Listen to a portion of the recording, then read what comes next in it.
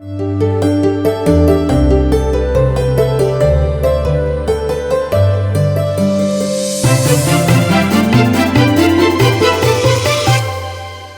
the year 1756, following the demise of Alwardi Khan, young Siraj-ud-Daulah became the Nawab of Bengal.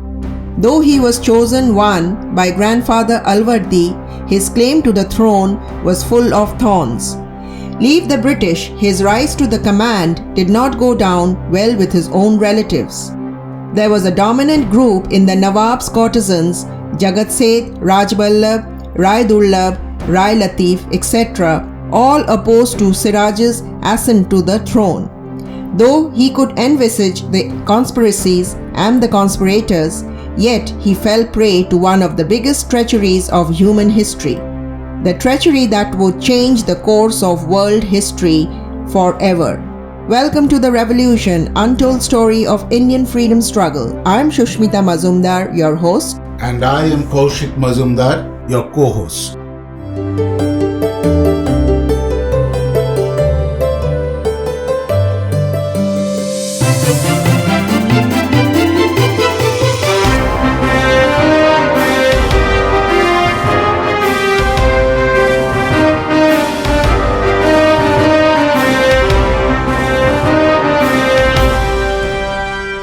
Amongst the major conspirators were Ghaseti Begum, Shaukat Jung and Mirzafar, who were also relatives of Nawab Siraj. Ghaseti Begum, the eldest of the three daughters Alivardi had, was married to Naib Nazi of Dhaka, Nawazish Muhammad. Naib Naim of Purnia, Shaukat Jung, was the son of the second daughter of Alivardi Khan and once the Subedar of Orissa and Commander-in-Chief Mirzafar was husband of Alivardi's step-sister. After the death of the adopted son and husband, Ghaseti Begum took Shaukat Jung's side for the claim of the throne. In conjecture of the conspiracy against the Nawab, Siraj immediately took step against Ghaseti Begum. Not only he put her in confinement, but took away all her treasure stored in Motijil Palace.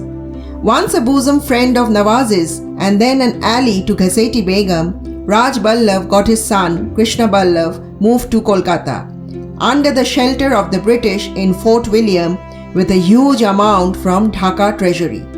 Siraj wrote to the then governor of Calcutta, Roger Drake, with the demand of handing Krishna Ballabh over to him, but Drake did not oblige to Nawab's demands. In the meantime, the British started fortification of the Kashim Bajar Trade Center against Nawab's orders. In response, Siraj's army attacked the Kashim Bajar Center and paraded Watson, the manager, to Nawab's court. Eventually, he got released by signing a covenant of following the Nawab's order. Anticipating their treachery, Siraj removed Mirzafar and promoted Mohanlal to the post of commander. The then banker Jagat Seth Mahatab Chand, having difference with Mohanlal, built animosity with Nawab Siraj-ud-Daulah. During May 1756, Siraj was preparing to eliminate his competitor Shaukat Jung. He marched his army to Rajmahal when the message reached that the company is preparing to further extend the fortification of existing Fort William. Immediately, Siraj shifted his focus and marched towards Calcutta with his army. He attacked the East India Company's army stationed in Calcutta and claimed supremacy over them. After winning the battle, Siraj renamed Calcutta as Alinagar in the memory of his grandfather, late Nawab Alivardi Khan, and stationed Commander Manik Chand as the acting ruler. After returning from Calcutta, Siraj marched for Purnia. In the Battle of Nawabganj, Shaukat Jung finally met with his fate, being beaten and killed by Nawab Siraj-ud-Daulah. Though with the Battle of Nawabganj, Siraj overthrew his immediate competitor Shaukat Jung, but he made a grave mistake of forgiving Mirzafar. Even after removing Mirzafar from his power, Nawab Siraj-ud-Daulah reinstated him as Sipahi Salar, that is the chief of commanders under the false oath of Quran to be faithful to Siraj. The conflict between East India Company and the Nawab commenced from the very day of Siraj's ascent to the throne. Denying the existing tradition, representatives of East India Company intentionally chose not to appear for the coronation of Siraj. Being warned by late Nawab Alivardi Khan, Siraj himself was not fond of East India Company because of their consistent attempt of intervention in the administration of Bengal. Things got further intensified because Siraj tried to strictly prohibit company's personnel from misusing Emperor Farrukhsha's Farman, which allowed the company and only the company, not his employees, to expand the trade tax-free. the militarization of Fort William without the permission and against the will of Nawab of Bengal. And finally, refusal of the company to hand over Krishna Ballabh, son of Raj Ballabh, even after Nawab's orders. In spite of intensifying of differences, Nawab Siraj attempted to reach a solution by dialogue. Accordingly, Nawab sent his representative Narayan Singha to the governor of Calcutta, Roger Drake. But Roger Drake refused to oblige to Nawab's invitation, rather harassed Narayan Singh and sent him back disrespectfully. Nawab Siraj had to react to this disobedience, and in response, he attacked Kasim Bazar Trade Center and Calcutta. Exactly, this is where we feel incumbent to the fact that the British East India Company rather instigated the differences with Siraj and wanted to draw him to the battlefield. While Siraj-ud-Daulah was unhappy with the company got unsecured of Siraj's alliance with the French. East India Company officials suspected Siraj would limit their privilege. This further prompted them to seek for a new Nawab of Bengal who would admit to their demand and let them enjoy the perks to the extreme. With the conflict spreading, both internally and externally, it was just a matter of time before the conspirators would find a ground of agreement with the enemies, and that is exactly what happened. Following the defeat during Nawab Siraj-ud-Daulah's first march, the East India Company's employees left Kolkata, requested for English force from Madras. In response to the request, Captain Robert Clive and Admiral Watson led a troop of English soldiers to Calcutta. They won the Calcutta back almost without any resistance. It is believed that the British had bribed Manik Chand and he gave up the Nawab's stand. As soon as Nawab Siraj-ud-Daulah got informed about the British army being sent from Madras, immediately advanced to reclaim Calcutta. On arrival of Nawab's army by the banks of Calcutta, the British army, led by Clive, welcomed them with a sudden attack. This sudden attack caught them at dismay. After the initial disarray, Nawab's army managed to gather back and drove the British army back into the fort. But in anticipation of betrayal by his army, Chief Nawab Siraj chose to surrender and sign the disgraceful Treaty of Alinagar. What did the Treaty of Alinagar cost? Besides reinstating the rights reserved for East India Company, Nawab had to pay for the losses and agree to provide protection for Calcutta. Also, the British regained the right to mint their own currency and use for trade in Bengal. With the recently found success, the invigorated British could see a window of opportunity. Following the success of 2 consecutive wins in Carnatic Wars with the reclamation of Calcutta, they knew this was the high time to drive the French away from Bengal.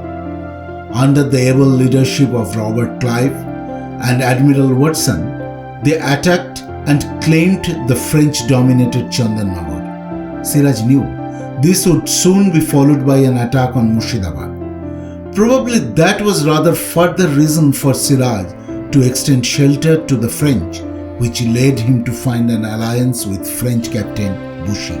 While Siraj was busy forming an alliance with the French, the company's representative at Nawab's court, William Watts, informed Clive about the weaving conspiracy by Nawab's courtesan Mirzapur, paymaster of the army Rai Durlab, Yar Latuf Khan and Omni Chand to overthrow the ruler.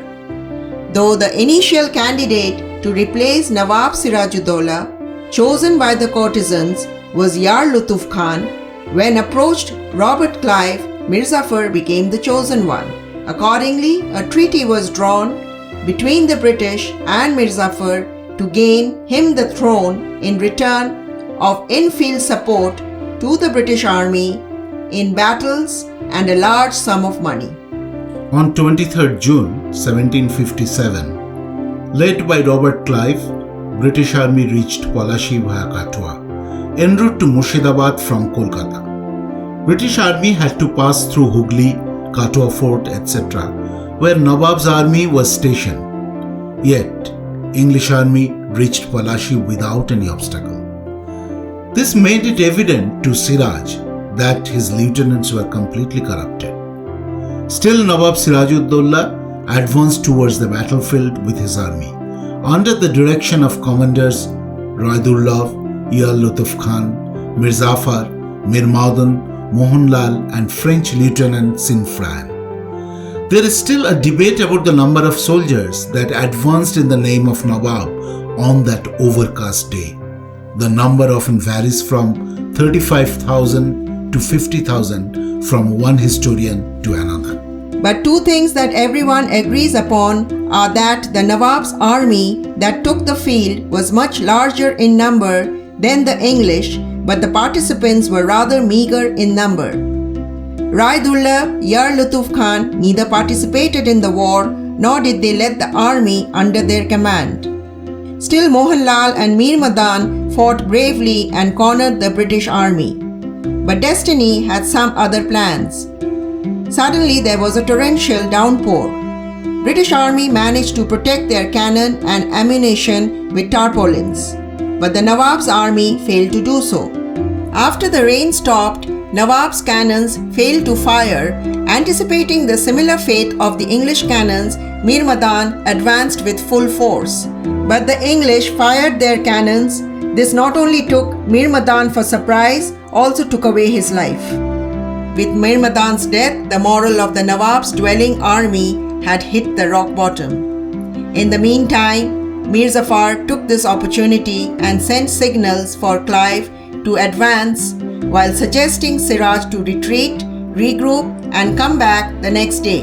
Mohanlal urged Siraj to continue with the battle, but after Mirzafar, Raidullah also urged Siraj to withdraw his army and retreat to Murshidabad. Being advised by his lieutenants, Siraj ordered the troops under Mohanlal to retreat and left the battlefield with 2,000 soldiers for Murshidabad. Robert Clive intensified the assault on Nawab's already dispersed army. Sirajuddaulah had reached Murshidabad at midnight. Very next day, Siraj escaped northwards on a boat with his wife and faithful servant Ghulam Hussain. His intention was to escape to Patna with aid from French and fight back with the help of Ramnarayan's army and the French ally. Mirzafar, being announced as the new Nawab of Bengal, sent several parties at the earliest in pursuit of Siraj.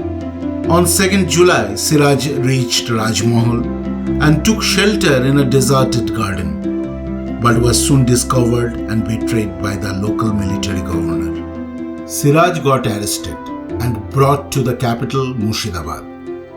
In the supervision of Mirzafar's son, Miran, Siraj was executed by Muhammadi Beg. It may sound rather superstitious, and we would not exclude the possibility of the emotional cloud around the historical narrative, but the fate met by the traitors of Palasi is often concluded as the karma or the justice of nature. Robert Clive, the British commander, the architect of British imperialism in India, was later made governor of Bengal in 1765, only to be put on trial for the allegation of financial fraud in 1769. Though he was exonerated from all the charges, still he, as mentioned by the historians like William Dalrymple, remains an unstable sociopath because of the atrocious policies he engineered with the widespread poverty, death, and famines in Bengal. Eventually, in 1774, at the age of 49, Robert Clive committed suicide. It is believed in defense of glory, he lost his fortunes and the family. Miran, the eldest son of Mirzafar, in whose supervision Siraj was executed, also conspired the death of another conspirator, Ghaseti Begum, by drowning her boat in Dhaleshwari River in Dhaka. He died of lightning on the army camp. If the death of the eldest son was not enough, in spite of being Nawab of Bengal, Mirzafar was made to be just a puppet by the East India Company personnel. Till date, his name is treated to be the synonym of treachery. Such Mirzafar died a painful death of leprosy. Succeeding Mirzafar's first phase as of Nawabhood, his son-in-law Mir Qasim got another conspirator, Jagat Seth, executed in the charge of treason. Jagat Seth was tied, wrapped into a sack and thrown into the river from the Munger fort. Mir Qasim himself, after rising to the power, understood the grave mistake they made by trusting the British, formed alliance with Nawab of Awadh and Mughal Emperor to battle the British. In the face of loss, Mir Qasim fled the battlefield. It is heard that in his final days, he was found begging in front of Jama Masjid in Delhi and died in such state only. Other conspirators, Umichand and Nandakumar, were punished by the British in allegation of treason. Yar Lutuf Khan was neither found nor ever heard of after the Battle of Palasi. It may be said, if not alive, the conspirators of Palashi were cursed to death. The statement could yet be blamed for being more of a grievance proclamation, overloaded with sentimental values. But definitely, we could not deny the curse of British plunder that came down on the general population of Bengal. Bengal was already facing a huge financial crisis since the days of Alwardi Khan. Following the consecutive attacks by Maratha and Afghans, further the systematic oppression of East India Company eventually led to the famine of Bengal in 1770, which reduced the population of Bengal by 1/3. It often wonders us the least important aspect of the episode of Palasi is the battle that may not even qualify to be more than skirmish had such an implication which changed the world. In the wake of European Industrial Revolution, East India Company identified conquering Bengal would find them twofold gain of the trade and the control in excess of Bengal's revenue. We all must have heard a very common statement in one or the other expression that presently the governance and polity of the world is being controlled by the entrepreneurs or MNCs. Though East India Company was not a multinational company, but they were the first such business organization to earn the administrative rights and the sovereignty of a state, a nation. Such success not only got the English further confident to extend their colony to the furthest extent, but following the extensive authority enjoyed by the English in India, other European countries started building their colonies.